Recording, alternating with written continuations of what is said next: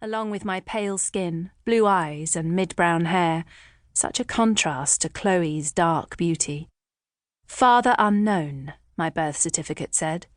One thing was for sure, Mum hadn't given me the tall gene. Her height was somewhere in between Chloe's and mine, same with her skin tone. As for her hair, she'd been blonde before it had faded to grey. Father unknown. It hurt, rankled even. I thrust all thoughts of my parentage out of my head. It wasn't the right time to scratch off that ancient scab. My breakfast finished, I placed my plate and mug in the sink, then grabbed my jacket and keys. I had no idea that later that day my emotions towards my half-sister would coalesce into hatred after years of dislike and mistrust.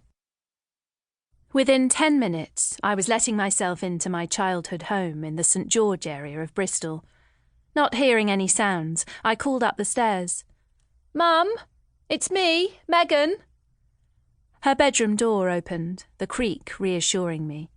My mother appeared at the top of the stairs. I exhaled a nugget of tension when I saw her.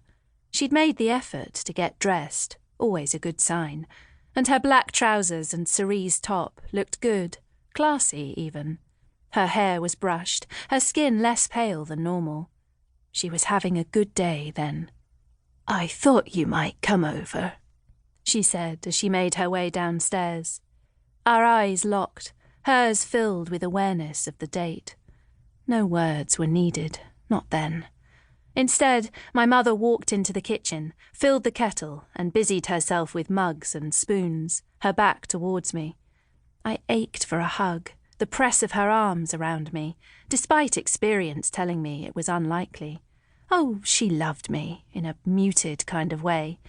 It had never been enough, though. "I'm sorry, Megan," she said. "I realise you'll be hurting, today of all days." I choked back a sob.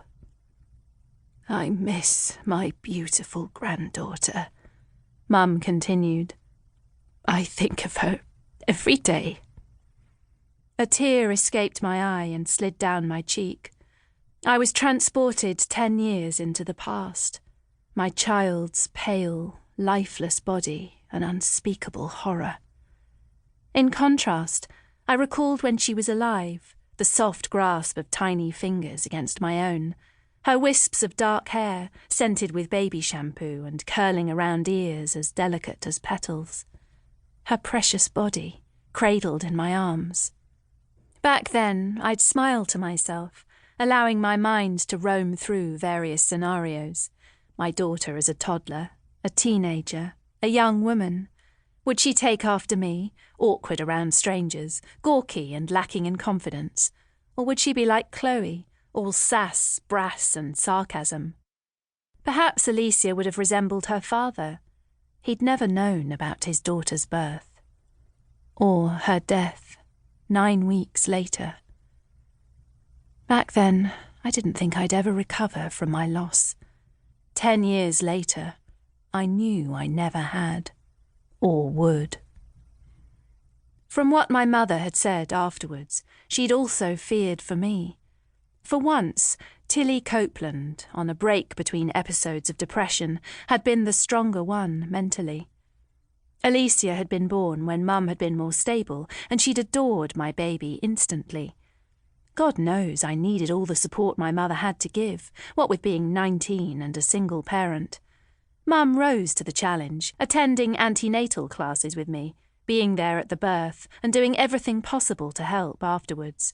She'd even managed to stay silent about Alicia on the rare occasions when she'd seen my child's father. "It should never have happened," I whispered.